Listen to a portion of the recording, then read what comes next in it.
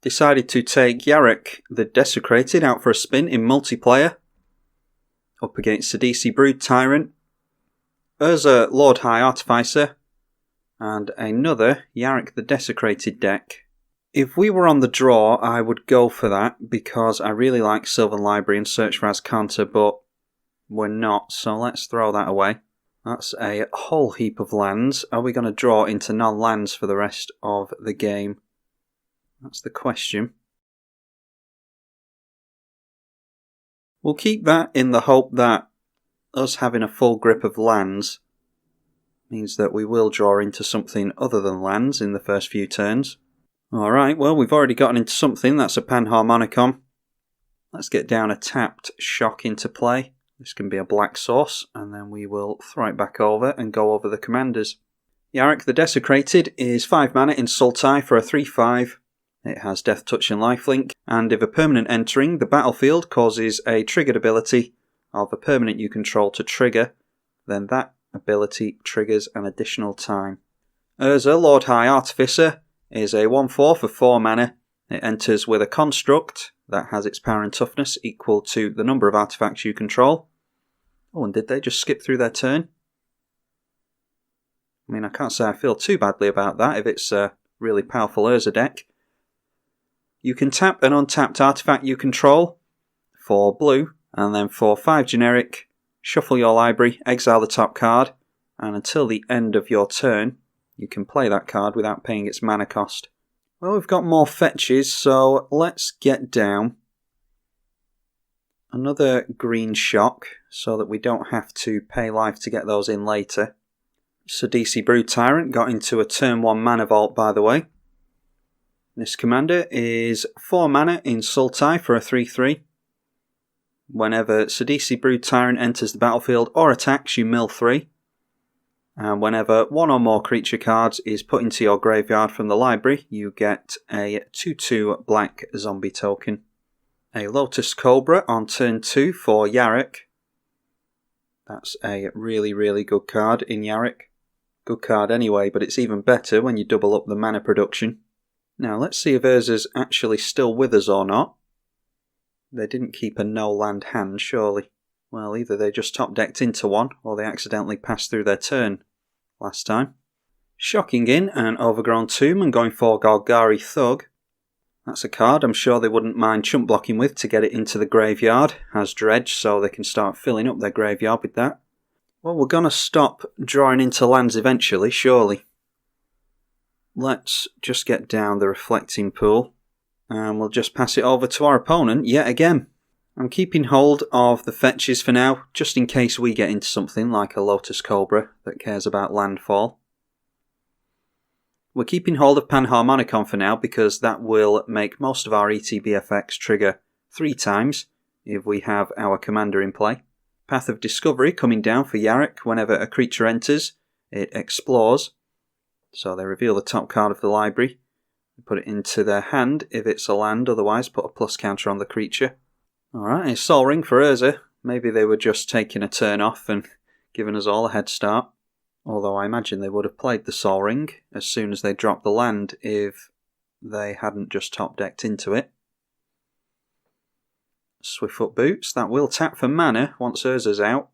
The Urza player hasn't said anything about whether this is broken Urza or not, so I think it's always safe to assume that it is broken Urza until they tell you otherwise. A Viscera Seer, that's one way of getting your dredge cards into the graveyard. Sack a creature and scry one. A Manglehorn, we can go for the Sol Ring there, can't we? I think I'd actually rather get down the Panharmonicon and then we can go for the Manglehorn afterwards. It gives Urza a bit of a chance. It also gives Sidisi a chance as well, but I would rather get down Panharmonicon first, and then we can blow up multiple things with Manglehorn. Bojuka Bog coming down, and I'm sure Sidisi is happy to see that at this point during the game. Bojuka Bog is pointed at us. Are we the only ones with anything in the graveyard? Yes, we are, so it makes total sense that Bojuka Bog will get rid of a couple of our fetches. We do have things like Crucible of Worlds and Raminap in the deck. so they can get lands out of the graveyard. Bramble Sovereign comes down, and Path of Discovery puts a forest into Yarok's hand. So that was a nice bit of card advantage there. I like the idea of Bramble Sovereign in the Yarok deck, but it's one of those things that you have to pour mana into. And while the effects will be really great with that, I think it's really a late game card, so I haven't included it in this deck. Okay, there's Vidalcan Archmage, that's a really good one. Draw a card every time you cast an artifact spell. Viscera Seer has decided to sacrifice the Dredge card, but I think when that hits the graveyard they have to put it on top of their library, so they actually screwed up their draw there. What is that? Riverwise Augur. When it enters, draw 3 cards and put 2 cards on top of your library. That's really good if you have lots of shuffle effects in your deck. And I think now that the Vault is tapped down, we will go for the Manglehorn onto the boots and the Sol Ring. Yeah, that Caustic Caterpillar is coming straight in at our Panharmonicon, I'll bet. Woodland Bellower always shows up in this deck. Let's go for an island. I'm half tempted to go for Acidic Slime and get rid of this green mana so that the Caustic Caterpillar can't take away Panharmonicon from us. That is very tempting. In fact, I think I'm going to be incredibly spiky and go for that, because I absolutely think Caustic Caterpillar is going to blow up the Panharmonicon. We'll go after the Sol Ring and the Overgrown Tomb. Feels pretty dirty doing that, but we've gotten off to a pretty slow start, and I know I'll regret not getting rid of the green if Caustic Caterpillar does in fact blow up the Panharmonicon. Lotus Cobra continuing to make mana for the Yarok player. It's actually very good that they've gotten into the Lotus Cobra because they don't have any blue lands. Lotus Cobra can make you a mana of any colour. Path of Discovery triggers twice because it is an ETB effect, and Yarok is now in play, revealing an island, so there's that blue source they needed. Yeah, they've done well with that Path of Discovery so far, gotten into plenty of lands off of it. Lotus Petal for Urza, that will draw them a card with Vidalcan Archmage. And then Sidisi is sacrificing the Merfolk for a Scry. So I imagine they are eager to get green. Yeah, and they didn't see a land, so they've decided to sack Viscera Seer to itself in order to scry 1. A Staff of Domination. Yeah, I don't like the look of that. That draws them yet another card with the Vidalcan Archmage. Now let's see if Sidisi managed to scry green onto the top. Doesn't look like they did. Yeah, apologies to my opponent for that. That feels pretty bad. I just really want to keep this Panharmonicon in play. So in that case, why don't we go for 3 visits and we'll try and get our commander down. And then as much as I would like to swing in at the Urza player, I don't think they'll block here, but I have a feeling that Yarok would swing in back at us because they know how good a board state we have currently. So I'm just going to hold back with our Acidic Slime. If we make it through to our next turn, we can grab a Lotus Cobra of our own with Woodland Bellower, and then go for something like Wood Elves and maybe more landfall as well. Or maybe we'll want to Reclamation Sage, I'm not sure yet. Anything could happen between now and our next turn. Lotus Cobra now gets landfall twice, thanks to our opponent's Yarok. Adding that blue mana that they are missing. They haven't played their island yet. Farhaven Elf, that is 2 basics that they'll be able to get into play. And the 2 basics will trigger the Lotus Cobra twice apiece. If you're thinking of making a Yarok deck, you must run the Lotus Cobra. It's really, really good. Deciding to copy the Farhaven Elf with the Bramble Sovereign.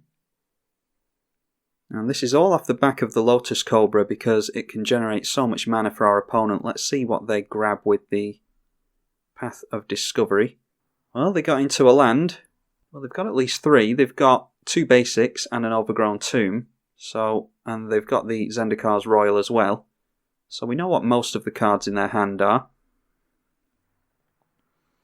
Farhaven Elf is going to come down and generate even more landfall triggers. That's 2 mana per basic that Farhaven Elf brings in, and Farhaven Elf is going to bring 4 basics in, so that's 8 mana. And it's all blue that the Lotus Cobra is generating, which is telling. They now have a Watery Grave and a Carlney Heart Expedition in hand from the Path of Discovery. Up to 9 mana with a couple of lands untapped, cracking the Verdant Catacombs. So that takes them up to 11 mana. They could go up to 13 if they tap these down. A Deadeye Navigator. Let's see what they tie that to. Well, a lot of Soul Bond and Path of Discovery triggers.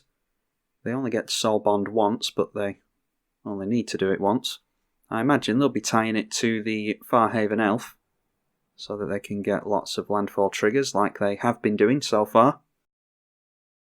Path of Discovery, revealing more cards. There is now an Urborg in hand, and a Rune-Scarred Demon, which will get 2 cards out of our opponent's library. And the Deadeye Navigator has been paired with the Farhaven Elf, so either one of those cards can now be blinked for 2 mana.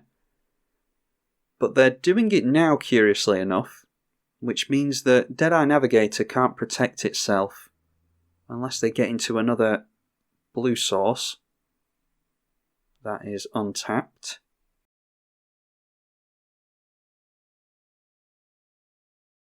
Now, with the extra floating mana, Bramble Sovereign has made a couple of token copies of Deadeye Navigator, and each of those has entered with some plus counters thanks to the reveal of multiple Rune-Scarred Demons on the top.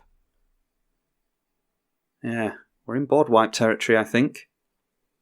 At least the Deadeye Navigators cannot protect themselves from targeted removal, but yeah, I don't think either one of these players is going to be doing anything about Yarok's board state currently.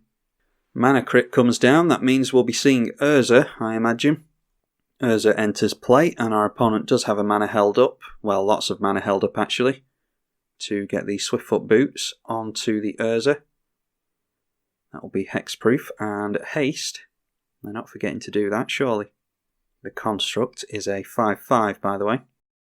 Tapping down 4 mana for Arkham Dagson.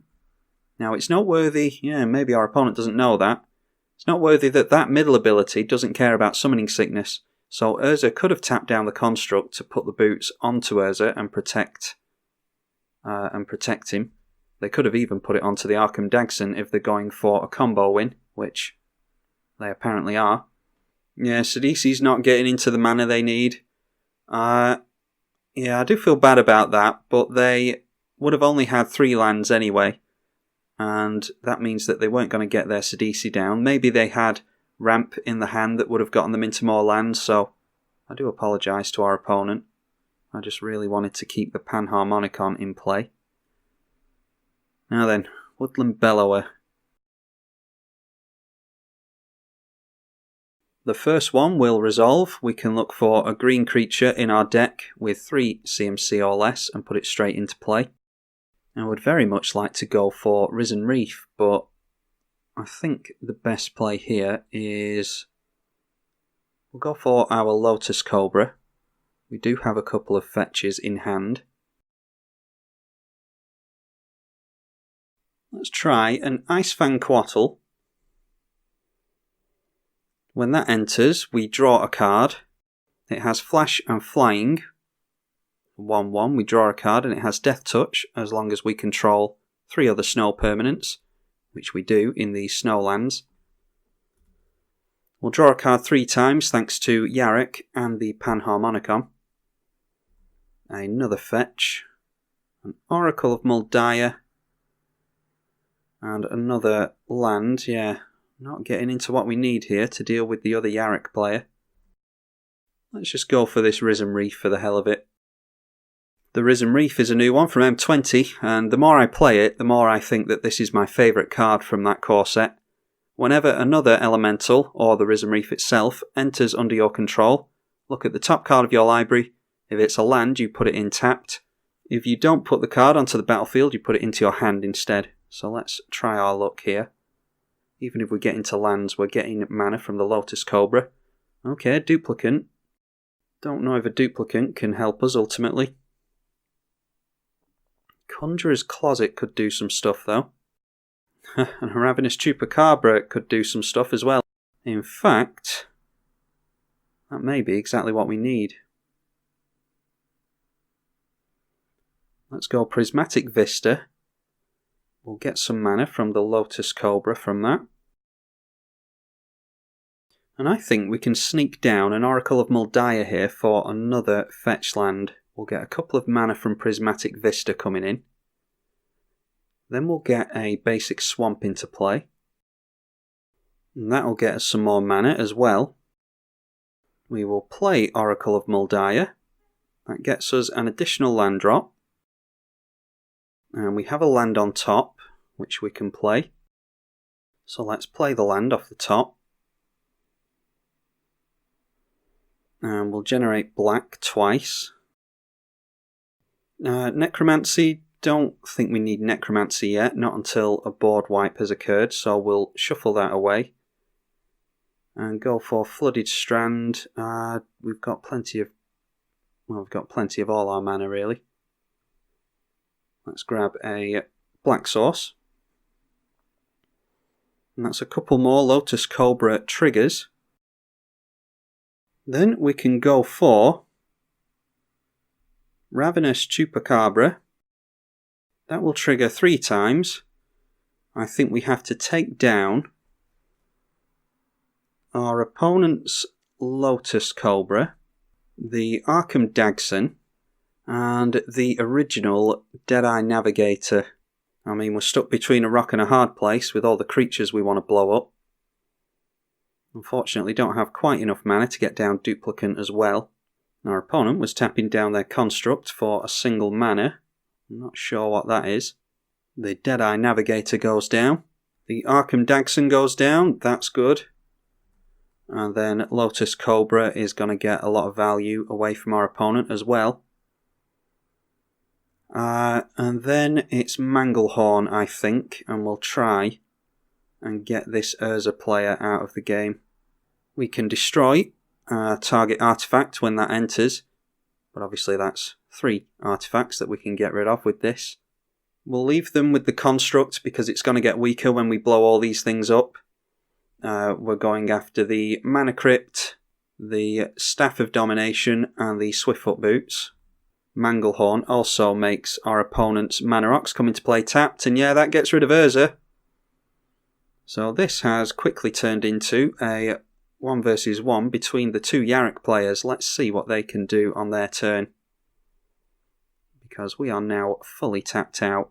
Yeah, they go for the Runescarred Demon. They can Soul Bond with Runescarred Demon as well. And each Runescarred Demon that enters gets to tutor them into any card twice. Now, these are tokens, so they can't really protect themselves, but what they can do is flicker other cards out. And the token copies of Deadeye came in with the Bramble Sovereign. Bramble Sovereign could bring other copies of Runescarred Demon in. It all depends on if our opponent wants to wipe the board right now. Let's see if they're going to show us what they tutored for. Okay, Hostage Taker. They can get rid of a couple of things with that and effectively steal our stuff. Exile another creature or artifact until it leaves the battlefield. You may cast that card for as long as it remains exiled. That is pointed at our Ravenous Chupacabra and our Lotus Cobra. Luckily for us, one, they didn't take the Panharmonicon away from us, but also we've got a Duplicant in hand. So we're going to be able to get rid of our opponent's Runescarred, Hostage Taker, and probably the Bramble Sovereign. It's done far too much damage this game after I was talking about how I wouldn't include it in my deck. Apparently if you ramp enough, Bramble Sovereign becomes really, really good. Alright, let's go for... Not going to make any lands until we get our Lotus Cobra back, so let's just go for the Duplicant first. And then we do have Conjurer's Closet as well, where we can take advantage of that. Duplicant will trigger 3 times. And yeah, they see that. We were going to get rid of their Hostage Taker, the Runescarred Demon and the Bramble Sovereign. We would end up getting our Ravenous Chupacabra straight back into play. We could have blown up 3 of their creatures there, and we would have also gotten our Lotus Cobra back. So we could have gotten 2 mana per land drop. We could have made 4 lands enter this turn thanks to the fetches. So, I mean, just work it out from there. Also, we could have gotten down the Conjurer's Closet, which would have flickered either Ravenous Chupacabra or the Duplicant or the Woodland Bellower, and we could have just gotten a boatload of value there. Risen Reef did some really good stuff for us there. We do have other elementals in the deck, but they didn't show up for us to make further use of Risen Reef. Noteworthy that our commander is an elemental. But yeah, that was a pretty crazy game. We didn't let Urza get into play there, and I think that was for the better because they were looking to set up combos with Arkham Dagson and stuff like that, so I think it was a spiky player.